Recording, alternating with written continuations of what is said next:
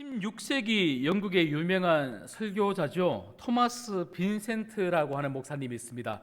청교도 목사로 아주 유명합니다.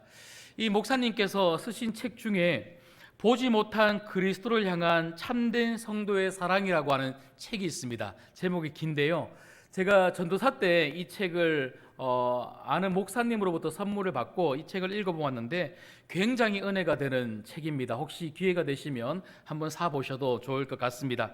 이 책에 보면 목사님께서 이렇게 말씀하십니다.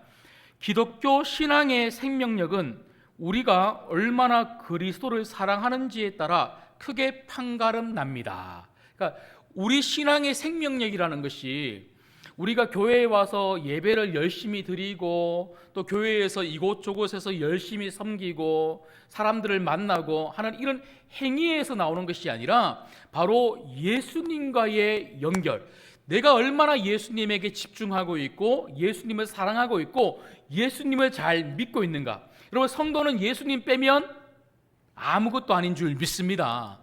예수님을 집중하고 예수님을 사랑하고 예수님을 잘 믿을 때에 이 예배가 살아있는 예배가 될 수 있고 우리의 모든 순종과 섬김과 신앙의 삶이 생활이 정말 살아있는 신앙이 될 수가 있다는 것이죠.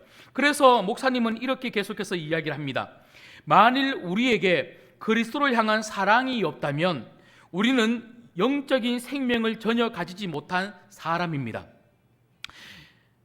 그리스도를 향한 사랑이 없는 사람은 영혼이 떠나 모든 생명력을 잃고 싸늘하게 식어버린 시체처럼 영적인 생명력이 전무한 사람이라는 말입니다. 굉장히 원색적인 표현이지만 너무나 맞는 말인 것 같습니다.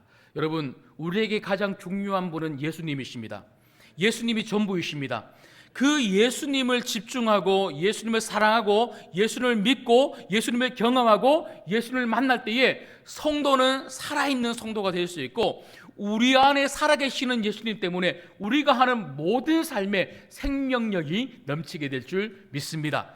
그래서 예수님의 관심은 뭐냐? 여러분, 지금까지 저희들이 예수님께서 하신 모든 사역들을 통해서 정말 많은 것들을 우리에게 보여주셨고 특별히 제자들은 그 예수님을 따라다니면서 그 예수님이 하신 말씀을 들었고 예수님이 베푸시고 행하신 수많은 이적과 기적을 보았습니다. 그런 모든 것들을 통해서 예수님이 제자들을 통하여 기대하신 것은 무엇이냐면 얼마나 제자들이 많은 것을 하느냐, 얼마나 제자들이 많은 능력을 가지고 있느냐, 얼마나 제자들이 많은 사역을 감당하느냐, 그런 것이 아니라 예수님은 제자들이 얼마나 예수님을 사랑하는가, 제자들이 얼마나 예수님을 잘 알고 믿는가, 그 제자들의 믿음에 굉장히 관심이 있었다는 것이죠. 여러분, 오늘 또 예수님께서 제자들에게 두 가지 질문을 하시는데요, 이 질문을 통해서 예수님이 확인하고 싶었던 건 무엇이냐면 너희들이 나를 얼마나 사랑하는가, 너희들이 나를 얼마나 잘 믿는가, 그것을 확인하고 싶은 거예요. 오늘 또 질문이 무엇입니까? 사람들이 나를 누구라 하느냐, 그리고 두 번째 질문은 그렇다면 너희들은 나를 누구라 하느냐. 이 질문을 통하여 예수님이 제자들의 믿음에 그리고 제자들이 예수님을 얼마나 사랑하는지에 관심이 있다는 것이 집약되어 있고 압축되어 있다는 것이죠. 여러분, 특별히 오늘 예수님께서 하셨던 이 질문은 오늘 말씀해 보니까 어느 도시에서 이 질문을 하고 있냐면요, 빌립보 가이사랴라고 하는 곳에서 이 질문을 하고 있습니다. 여러분, 이 빌립보 가이사랴라고 하는 이 도시에서 이 질문을 하고 있다는 것은 굉장히 큰 의미가 있습니다. 왜냐하면 여러분, 빌립보 가이사랴라고 하는 이 도시의 이름은요, 우리 한글 성경에도 빌립보, 가이사랴 이렇게 나누어져 있지만 두 단어, 빌립보와 가이사랴라고 하는 두 단어가 합쳐져서 만들어진 도시의 이름이 빌립보 가이사랴입니다. 여러분, 잘 아시는 것처럼 헤롯 대왕에게는요 3명의 아들이 있었습니다. 그 아들 중에 막내 아들인 헤롯 빌립이 도시를 건설을 했는데 그 도시를 건설할 때에 그 도시의 이름을 헤롯 빌립 자신의 이름을 따서 빌립보라고 지은 거예요. 근데 빌립보라고 지으면서 그 빌립보 앞에 어떤 명칭을 붙였냐면 그 당시 로마의 황제에게 붙여졌던 칭호 카이사르죠. 우리 한글 성경에는요 가이사라라고 번역되어 있는데 카이사르라고 하는 로마 황제에게 붙이는 그 칭호를 붙여서 카이사르 빌립보 가이사라라고 그 도시 이름을 붙인 것입니다. 그런데 이렇게 어떤 도시의 이름 앞에 카이사르 로마 황제의 칭호를 붙일 수 있으려면요 두 가지 조건이 부합되어야 된다고 합니다. 첫 번째 조건은요 카이사르 로마 황제의 칭호의 이름을 붙이려고 하면요 그 도시가 그 칭호에 어울리는 부강한 도시, 아주 큰 도시여야 한다는 거예요. 시골 조그만 도시는요 그런 황제의 칭호를 붙일 수가 없는 겁니다. 그런가 하면 두 번째는요 그 큰 도시 안에 카이사르 로마의 황제를 숭배할 수 있는 신전이 마련되어 있어야지만 그 도시의 이름 앞에 카이사르라고 붙여준다는 거예요. 여러분 한마디로 이야기하면 빌립보 가이사라라고 하는 이 도시는 어떤 도시입니까? 로마 황제의 영향력이 가득한 도시라는 거예요. 그래서 그 도시 안에 살았던 수많은 사람들은요 황제가 전부로 알고 황제를 신으로 알고 황제로부터 모든 것을 공급받고 모든 것을 누릴 수 있다고 생각하면서 황제에게 잘 보이기 위하여 살아가는 황제의 사람들, 황제의 무릎 꿇는 사람들, 그 신전에 가서 황제에게 무릎을 꿇고 비는 사람들, 그런 수많은 사람들이 살아가고 있는 빌립보 가이사라라고 하는 그 도시에서 예수님은 제자들에게 물어보시는 것입니다. 사람들이 나를 누구로 하느냐? 그러면 너희들은 나를 누구로 믿느냐? 너희들은 나를 누구로 믿느냐? 여러분, 물론 우리는 이 인천에 살고 대한민국에 살면서 로마의 황제를 섬기는 것도 아니고 로마의 신전이 있는 것도 황제의 신전이 있는 것도 아닙니다. 그러나 가만히 생각해 보면요 우리가 살아가고 있는 이 인천이, 이 조국 대한민국이 빌립보 가이사라와 비교해서 절대 정말 성경적이고 하나님이 기뻐할 만한 도시가 아니라는 것이죠. 여러분 세상에 살아가는 수많은 사람들, 심지어 교회를 다니고 있는 성도들 중에도요 여러분 세상에 있는 수많은 것들을 황제로 삼으면서 그 수많은 것들에 무릎을 꿇고 그것이 전부인 줄 알고 살아가는 사람들이 얼마나 많이 있습니까? 돈을 황제로 삼으며 살아가는 사람들이 있습니다. 건강을 황제로 삼으며 살아가는 사람들이 있고요, 인맥을, 학벌을, 명예를 황제로 삼으며 살아가는 사람들이 얼마나 많은지 모르겠습니다. 이런 우리들을 향하여 예수님은 오늘 제자들에게 물어보시는 것처럼 너희들은 나를 누구라 하느냐? 이 질문을 던지고 계시는 거죠. 여러분 오늘 이 설교를 통해서, 이 예배 시간을 통해서 이 질문에 바르게 대답할 수 있는 여러분 되시기를 주님의 이름으로 축복합니다. 여러분 저는 그래서 오늘 예수님께서 제자들에게 하셨던 이 질문, 사람들은 나를 누구라 하느냐? 그렇다면 너희들은 나를 누구라 하느냐? 이 질문을 통해서 몇 가지 교훈을 받고자 합니다. 첫 번째는요, 내가 믿는 예수님을 정확하게 알고 믿어야 한다는 것입니다. 여러분 예수님께서 너희는 나를 누구라 하느냐라고 이렇게 물어보실 때는요 정말 너희들이 나를 잘 알고 믿고 있느냐, 이게 궁금한 거예요. 여러분 오늘 말씀을 보시면요 29절 말씀을 한번 보시죠. 예수님의 이 물음 앞에 베드로가 어떻게 고백합니까? 여러분 29절 말씀을 같이 읽습니다. 시작. 또 물으시되 너희는 나를 누구로 하느냐? 베드로가 대답하여 이르되 주는 그리스도시니이다 하매. 아멘. 여러분 저희가 마가복음 이 말씀에는 베드로가 예수님은 주님이시고 예수님은 그리스도입니다, 이렇게 대답을 한글로 나와 있는데요, 마태복음 16장 16절에 보시면 똑같은 대답을 하는데 한 가지 더 베드로가 고백을 하는 것이 있습니다. 제가 한번 읽어드리겠습니다. 마태복음 16장 16절에 이렇게 대답을 합니다. 시몬 베드로가 대답하여 이르되 주는 그리스도시요. 여기까지는 똑같죠? 그 다음에 뭐라고 이야기하냐면 살아계신 하나님의 아들이시니이다. 아멘. 여러분, 이 베드로의 고백은 너무나 훌륭한 고백이었습니다. 예수님이 그 고백을 들으시고 너무나 기뻐하시면서 베드로를 칭찬하셨어요. 심지어 그 고백 위에 내가 교회를 세우리라, 그렇게 말씀을 하셨죠. 여러분, 물론 이 짧은 한 구절 안에 베드로의 이 고백을 통해서 우리가 예수님을 다 알 수는 없지만, 여러분, 수많은 예수님에 대한 이야기 속에서 압축한다면 아마 베드로가 한 이 고백, 특별히 예수님을 주님이시요, 예수님을 메시아 그리스도시요, 그리고 하나님의 아들이라고 한 이 고백을 통해서 예수님이 정말 어떤 분이신지 우리가 잘 알 수 있을 것 같습니다. 먼저 첫 번째는요, 베드로는 예수님을 주님이라고 고백합니다. 여러분, 주라고 하는 이 표현 퀴리오스죠. 여러분, 예수님은 우리의 주님이신 줄 믿습니다. 우리가 예수님을 믿기 전에는 예수님은 우리의 주님이 아니셨죠. 세상이 우리의 주인이었고 우리는 세상 속에 종속되어서 악한 영을 따라가던 사람들이 바로 우리입니다.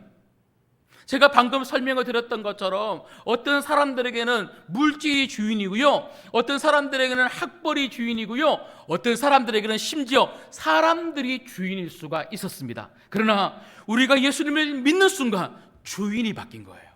여러분, 여기 앉아있는 우리들의 주인은 예수님이신 줄 믿습니다. 예수님이 우리를 구속해 주신 거예요. 예수님의 구속으로 말미암아 주인이 바뀐 겁니다. 그러면 여러분, 우리는 누구를 위해서 살아야 됩니까? 우리 주인이신 예수님을 위해서 살아야 되는 거죠. 여러분, 정말 소망합니다. 여기에 있는 앉아있는 우리 모두의 주인은 예수님이십니다. 한 명도 빠짐없이 이 땅을 주인처럼 살아가는 분이 한 명도 없기를 주님의 이름으로 소망합니다. 예수님을 주인으로 삼고 우리가 종으로 살아갈 때에 그 주인 되시는 그 예수님 때문에 우리 인생이 복되게 될 줄 믿습니다. 그런가 하면 두 번째는요, 베드로는 그 예수님을 무엇이라고 고백을 하고 있냐면 바로 그리스도라고 고백하고 있습니다. 여러분, 그리스도라고 하는 이 표현은 기름 부음을 받은 자라고 하는 그런 의미를 가지고 있습니다. 여러분, 기름 부음을 받은 자라고 하는 이 그리스도, 이건 헬라어 표현이죠. 그럼 히브리어 표현은 무엇일까요? 히브리어 표현은 메시아입니다. 여러분 잘 아시고 있는 것처럼 유대인들은 구약시대 때부터 누구를 기다렸습니까? 자기들을 구원할 메시아를 기다린 거예요. 그래서 그리스도라는 것은요, 바로 예수님이 우리의 메시아 구원자라고 하는 그런 의미를 가지고 있다는 것이죠. 여러분, 특별히 구약시대 때에 기름 부음을 받아서 세워지는 세 가지 직분이 있었습니다. 첫 번째는요, 바로 왕이었습니다. 여러분, 예수님이 우리의 영원한 왕인 줄 믿습니다.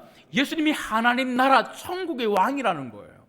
예수님이 천국의 왕이실 뿐만 아니라 예수님이 우리 인생의 왕이시고 우리 교회의 왕이시고 여러분 가정의 왕이 되어주셔서 여러분을 다스려 가십니다. 그래서 여러분을 다스려 가실 뿐만 아니라 여러분의 구원자가 되어주셔서 여러분을 다스리시고 인도하셔서 마침내 우리를 어디까지 데리고 가십니까?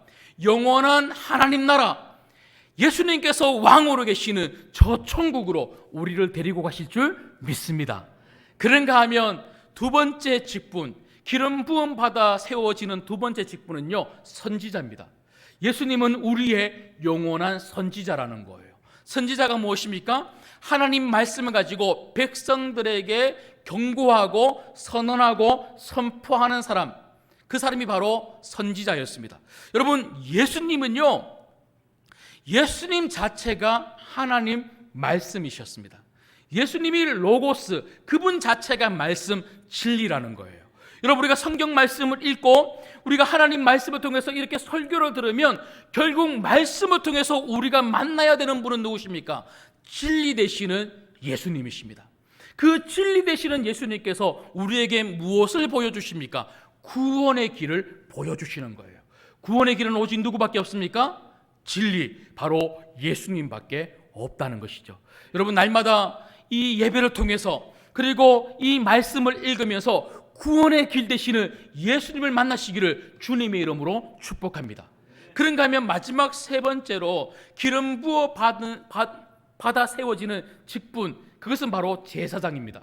여러분 잘 아시는 것처럼 제사장의 역할이 무엇입니까? 죄를 대신해서 하나님 앞에 나아가서 제사 드리는 사람이 제사장입니다. 여러분 히브리서에서 말하고 있는 것처럼 예수님은 우리의 영원한 대제사장이 되셔서 십자가 위에 단번에 들으시는 제사를 통하여 그 피 흘림, 그 보혈로 말미암아 우리가 영원한 구원을 얻게 된 줄 믿습니다. 여러분, 이 예수님 때문에 우리가 구원을 받았다는 거예요.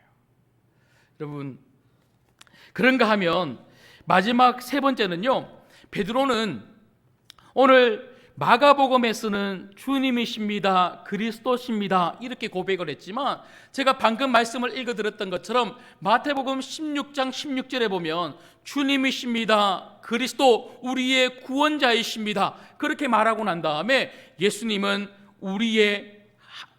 하나님의 아들이십니다 이렇게 고백을 하고 있는 거예요.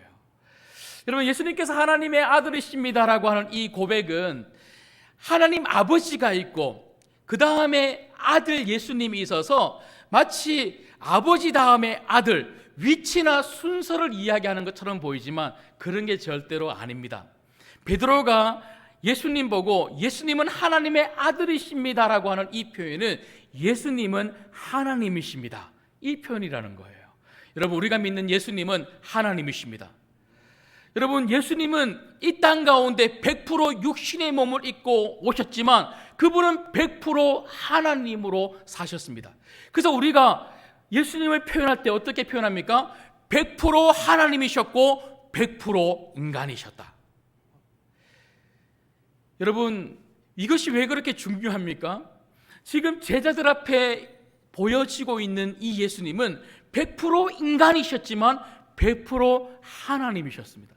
여러분, 그래서 저희가 지금까지 말씀을 쭉 살펴보면서 하나님이 아니고는 절대로 할 수 없는 수많은 이적과 기적을 누가 베푸셨습니까? 예수님이십니다. 마술이 아닙니다. 트릭이 아닙니다.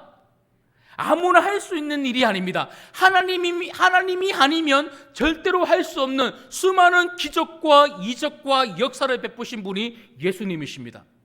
앞을 못 보는 사람의 눈을 보게 만들어 주셨어요. 귀를 듣지 못하는 사람의 귀를 듣도록 만들어 주셨어요. 말하지 못하는 사람의 입을 말하도록 만들어 주셨어요.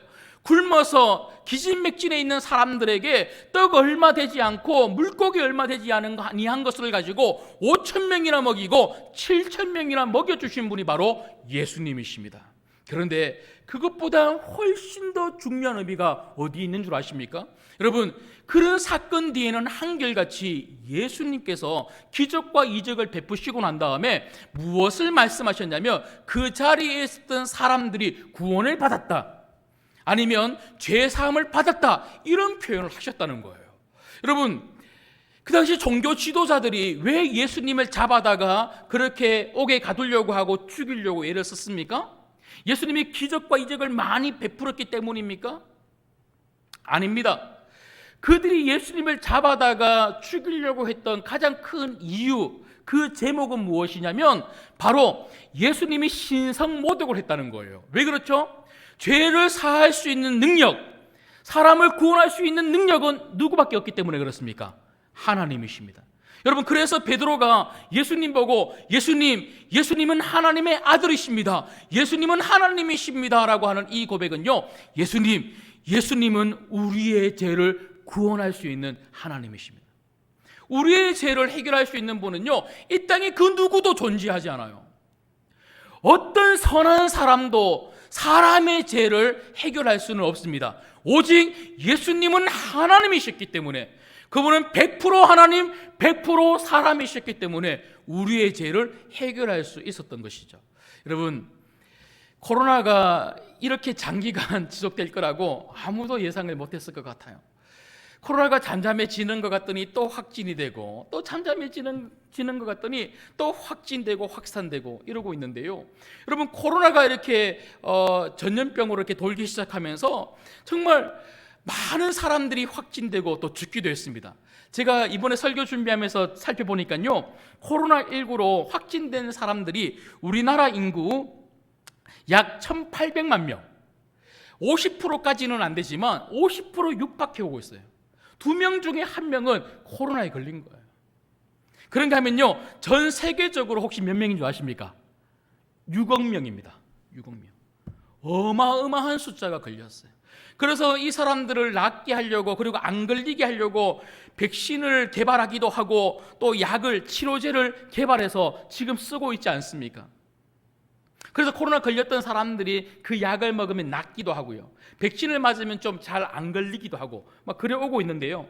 근데 여러분, 코로나와 비교할 수 없는 엄청난 전염병이 있어요. 그게 뭔지 아십니까? 죄의 오염입니다. 죄의 오염.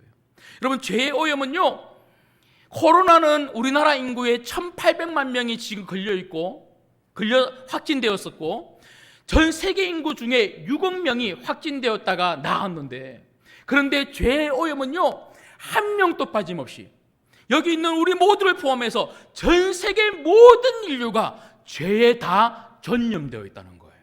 죄의 전염의 결과는 무엇입니까? 죄의 삭은 사망이요, 죽는 거예요. 여러분, 코로나는 치료제를 먹으면 나을 수 있지만 죄에 오염된 사람들은요, 다 사망입니다. 그러면 여러분, 이 죄에 전염되고 오염된 사람들이 나을 수 있는 유일한 백신은 누구십니까? 바로 예수님이십니다. 여러분, 그래서 베드로가 예수님은 우리의 주인이십니다. 예수님은 우리의 구원자이십니다. 예수님은 하나님의 아들, 하나님이십니다. 이렇게 고백한 것은 한마디로 이야기하면 예수님은 우리의 유일한 구원자라는 거예요.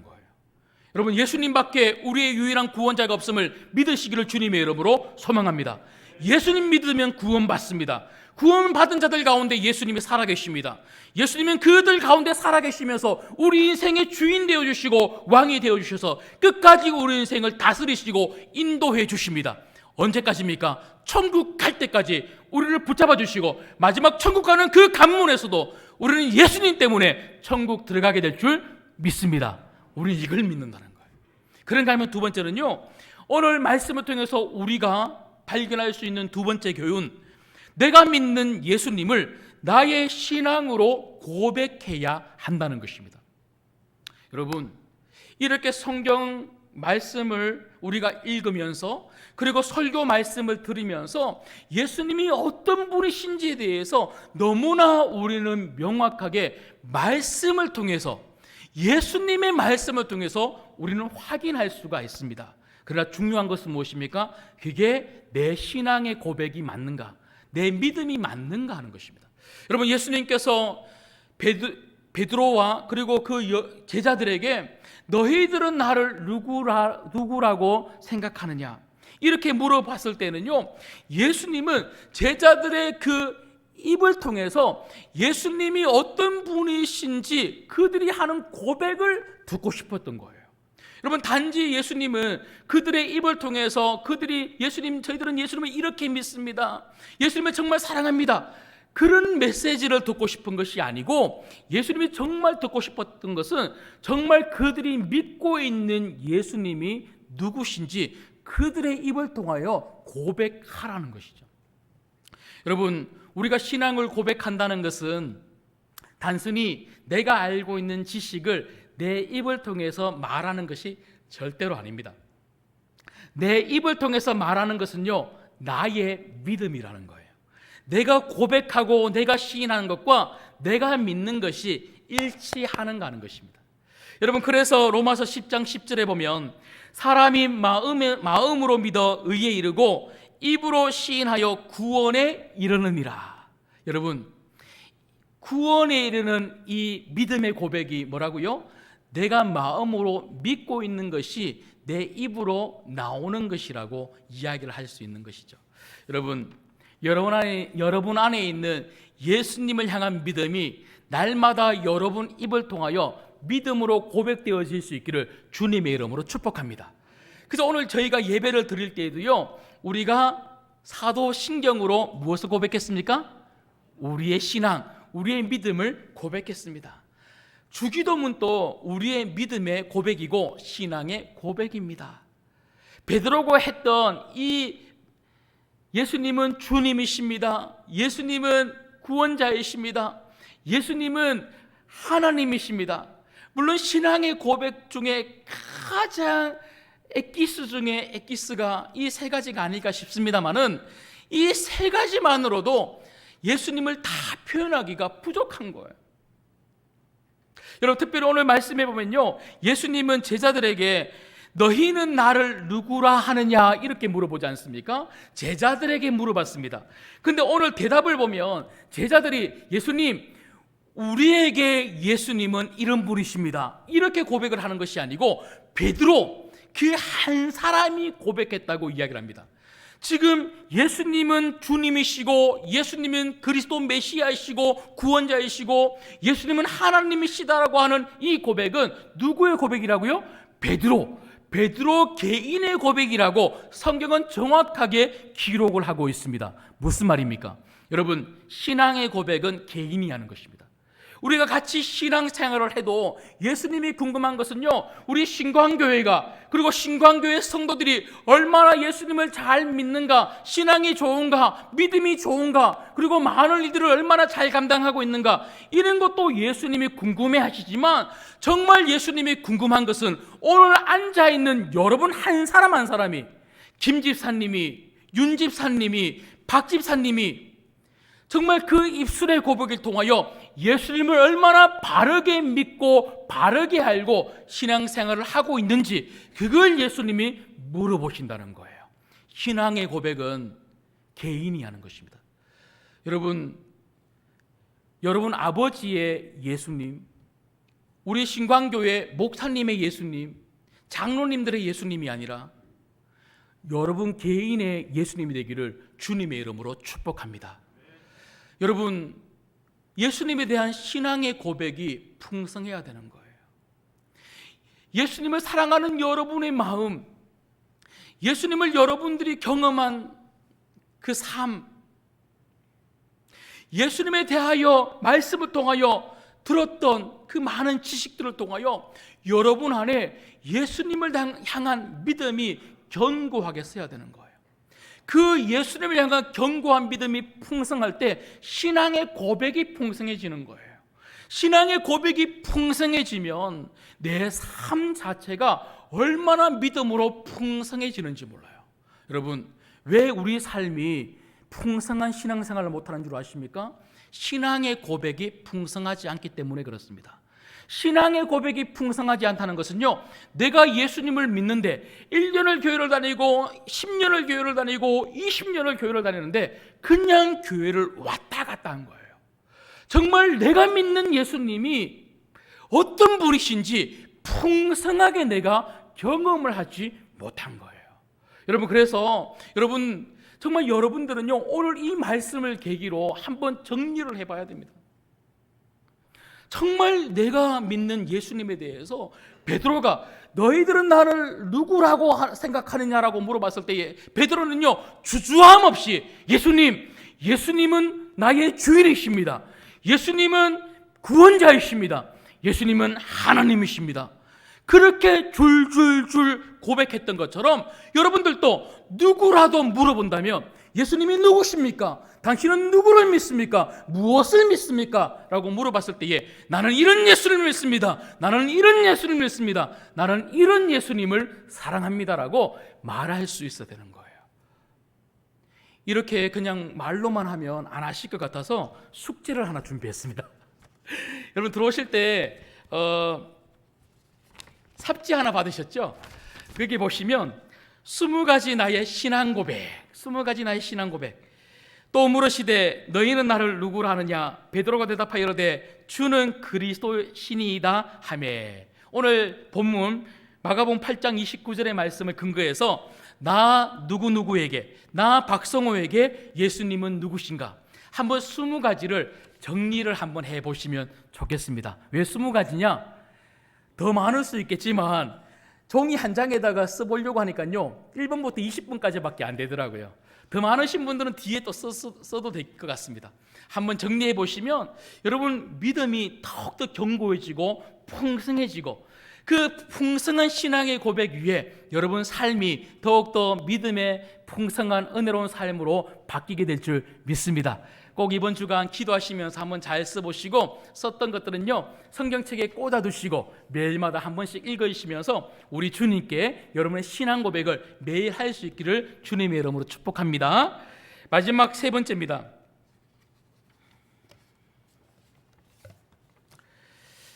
오늘 말씀을 통해서 우리가 볼 수 있는 세 번째 교훈은 내가 믿는 예수님을 주변 이웃에게 전해야 한다는 것입니다. 여러분, 신자의 삶에는요 책임이 따릅니다. 내가 예수님을 믿는 이 믿음에는 분명한 믿음에 합당한 삶이 따라와야 된다는 거예요. 제가 앞서도 말씀을 드렸던 것처럼 예수님을 향한 믿음의 신앙의 고백이 풍성한 사람은 믿음의 삶이 풍성할 수밖에 없다고 제가 말씀을 드렸어요.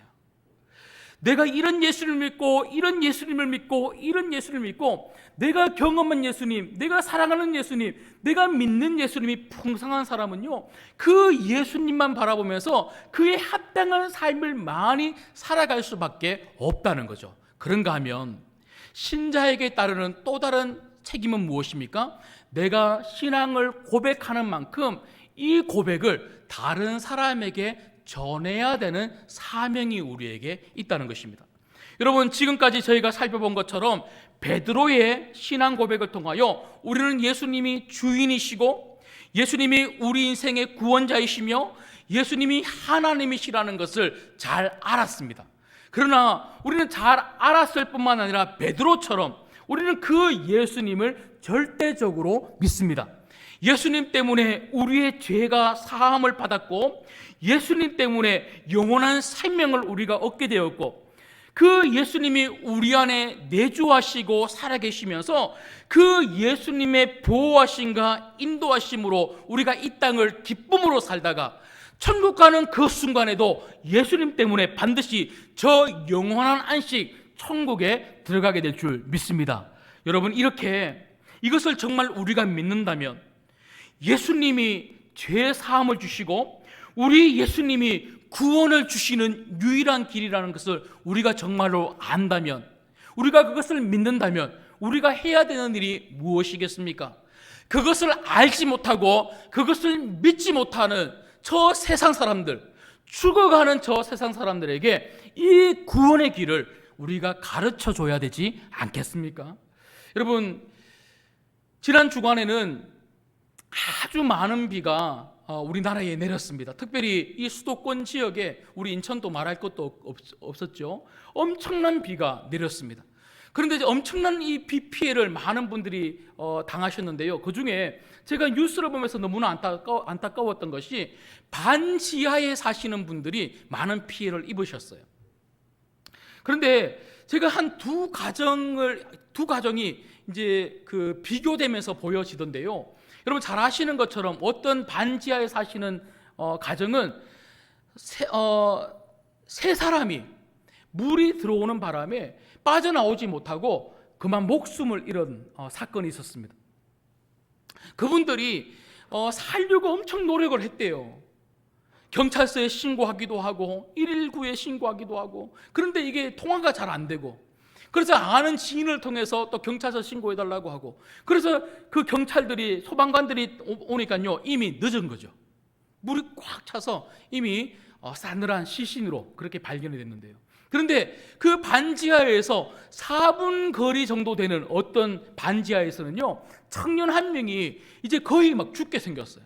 그런데 그 청년을 살리기 위해서 주변 이웃 3명이 막 그 청년을 다독거려가면서 영상을 보니까요, 조금만 참아라, 좀 뒤로 나와 있어봐라, 우리가 어떻게든 해볼게 하고 그들이 3명이 막 도와갔거든요. 결국 그 청년을 끄집어내서 살리더라고요. 제가 그걸 보면서 그렇다.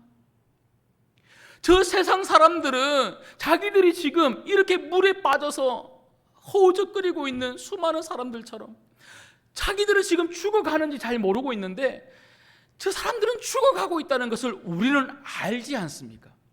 가만히 놔두면 안 된다는 것을 우리는 너무나 잘 알고 있습니다. 저 사람들은 몰라요. 재오염되어서 그대로 놔두면 사망, 죽게 된다는 것을 우리는 잘 알고 있는데 잘 알고 있는 우리가 안 가면 안 된다는 것이죠. 여러분, 저들에게 얼마만큼의 시간이 남아있을까요? 5분이 남아있을까요? 10분이 남아있을까요? 한 달이 남아있을까요? 1년이 남아있을까요? 그것은 아무도 모르는 거죠. 그들에게 남아있는 시간만큼 기회가 되는 것입니다. 여러분, 그 기회에 우리가 찾아가서 그 예수님을 전해야 되지 않겠습니까? 여러분, 이번 한 주간 여러분 주변의 이웃들에게 그리고 여러분 가족들에게 이 예수님 전하시기를 주님의 이름으로 축복합니다. 오늘 본문에 보면 예수님이 첫 번째 질문, 사람들이 나를 누구라 하느냐? 사람들이 나를 누구라 하느냐? 여러분, 이 첫 번째 질문은 그냥 예수님께서 두 번째 질문, 너희들은 나를 누구라고 하느냐? 이 질문을 하기 위해서 의미 없이 던진 질문이 절대로 아닙니다. 예수님이 던진 이 첫 번째 질문은 너무나 중요하기 때문에 예수님이 던진 거예요. 사람들이 나를 누구라 하느냐라고 했을 때에 제자들의 대답이 무엇입니까? 제자들의 대답은요, 어떤 사람들은 세례 요한이다, 죽었던 세례 요한이 살아왔다, 이렇게 이야기하기도 하고, 어떤 사람들은 선지자 중에 한 명이다, 이렇게 이야기한다고 그렇게 전했습니다. 맞는 말입니까? 틀린 말입니까? 틀린 말이죠. 예수님을 제대로 모르는 거예요. 그런데 제자들 중에 특별히 베드로는요, 예수님에 대해서 정확하게 신앙의 고백을 합니다. 그래서 그 베드로와 그 제자들에게 예수님이 두 번째 질문을 통하여 받은 답을 통하여 예수님이 하고 싶은 말이 뭡니까? 첫 번째 질문에 사람들을 생각해 보라는 거예요. 여러분, 예수님은요 12 제자들만을 구원하기 위하여 이 땅에 오신 분이 절대로 아닙니다. 예수님은 이 땅에 있는 수많은 영혼들을 구원하기 위하여 오신 분이 바로 예수님이십니다. 그런데 수많은 영혼들이 그 예수님을 제대로 믿지 못하는 거예요. 그래서 예수님은요 이 두 번째 질문을 통하여 대답하고 있는 이 제자들에게 마치 첫 번째 질문에서 수많은 사람들이 나를 제대로 믿지 못하고 알지 못하고 나를 배척하고 있는 것처럼 너희들이 그 첫 번째 사람들을 좀 찾아가서 너희들처럼 바른 신앙 고백을 할 수 있는 믿음의 사람들로 좀 만들어 줄 수 없겠니? 이런 예수님의 물음이 그들에게 들리고 오늘 우리들에게 들리고 있지는 않습니까? 여러분, 제가 학교 다닐 때만 해도 심심찮게 선생님들이 이런 말씀들을 많이 하셨어요. 세계 4대 성인이 있는데 첫 번째가 공자고, 두 번째가 부처고, 세 번째가 소크라테스고, 네 번째가 혹시 누군 줄 아십니까? 예수님. 그때만 해도 물론 이거 틀린 말이죠. 우리 예수님이 성인입니까? 틀린 말이죠. 그런데 그때만 해도 그래도 사람들이 예수님을 세계 네 번째 성인 안에 넣으면서 그래도 존경할 만한 인물이다, 이렇게는 이야기했다는 거예요. 근데 여러분, 지금 어떤 줄 아십니까? 제가 설교를 준비하면서 포털 사이트에 여러 가지 검색어를 섞어가면서 한번 찾아봤어요. 세상 사람들이 예수님을 보는 인식, 불신자들이 교회를 향하여 가지고 있는 인식, 이렇게 쳐가면서 제가 여러 가지를 찾아보았는데요, 제가 다 나열하지 않아도 너무나 얼굴이 막 화끈화끈 거릴 정도로 교회를 향하여, 그리고 목사들을 향하여, 성도들을 향하여, 예수님을 향하여 욕하고 비난하고 조롱하고, 더 이상 여러분, 세상 사람들은요 예수님과 교회 성도들을 좋아하거나 존경하지 않아요. 여러분, 그러면 어떻게 합니까? 이렇게 멀리 도망가는 세상 사람들 그냥 가만히 내버려 둬야 됩니까? 아니죠. 우리가 더 가까이 가야 되는 거예요. 더 가까이 가서 정말 우리가 믿는 이 믿음을 그들에게 전해야 되는 거예요. 말씀을 맺겠습니다. 중국 선교의 아버지라고 하는 별명을 가진 분이시죠. 허더슨 테일러 선교사님, 잘 아시죠? 이 허더슨 테일러 선교사님에 관련된 이야기를 이번 주간에 설교를 준비하다가 보니까 SNS에 어떤 한 글로 올라와 있더라고요. 제가 그 글을 읽어보니까요, 이 허더슨 테일러 선교사님과 관련해서 참 많은 업적들도 많이 있고 선교 사역의 업적들이 얼마나 많이 있겠습니까? 그리고 큰 감동이 되는 그런 에피소드나 이야기들이 너무너무 많다는 거예요. 그런데 그 글은요, 그런 에피소드나 그런 업적들을 기록한 것이 아니고 그렇게 이야기하고 난 다음에 그 글을 어떻게 이어주고 있냐면, 허더슨 테일러 선교사님은 그 수많은 업적들과 큰 감동이 되는 수많은 이야기들이 나올 수 있었던 그 이유는 바로 믿음 선교법이라고 하는 선교법, 거기에 집중해서 선교를 했다는 겁니다. 근데 이 믿음 선교법이라는 것은요, 다른 게 아니고 전도와 선교는 하나님이 하신다. 허더슨 테일러 선교사님이 믿었던 것은 다른 게 아니고, 내가 전도하고 내가 선교해서 내가 열심히 하면 사람들을 만나며, 사람들 만나서 내가 알고 있는 복음을 잘 전하면, 언변을 가지고 잘 전하면 그런 많은 열매가 맺힌다, 그렇게 생각한 것이 아니고 복음의 능력이 있다는 거예요. 복음의 능력이 있기 때문에 내가 잘 전하든 못하든, 내가 누구를 만나더라도 이 복음을 전하기만 한다면 하나님이 놀랍게 역사하신다. 여러분, 이 믿음 선교법이 여러분의 선교법이 되기를 주님의 이름으로 축복합니다. 우리는 이 복음을 가지고 있어요. 이 복음을 신앙의 고백으로 지금 말하고 있는 사람들이 여기 앉아 있는 우리 아닙니까? 베드로의 그 고백, 예수님은 나의 주인이십니다. 예수님은 메시아, 나의 구원자이십니다. 예수님은 하나님이십니다. 하나님은 못하는 것이 없는 분이십니다. 하나님, 내 인생을 책임지는 분이십니다. 하나님, 반드시 내 인생을 복되게 만들어주는 분임을 믿습니다. 이게 우리의 복음이잖아요. 이 복음을 그저 여러분 가족들에게, 여러분 주변 이웃들에게 허더슨 테일러 선교사님이 하셨던 것처럼 믿음으로 한번 전해보십시오. 놀라운 일이 생기게 될 줄 믿습니다. 여러분, 예수님을 잘 아는 게 중요합니다. 덮어놓고 믿는 것이 기독교가 아닙니다. 우리는 펼쳐놓고 믿어야 됩니다.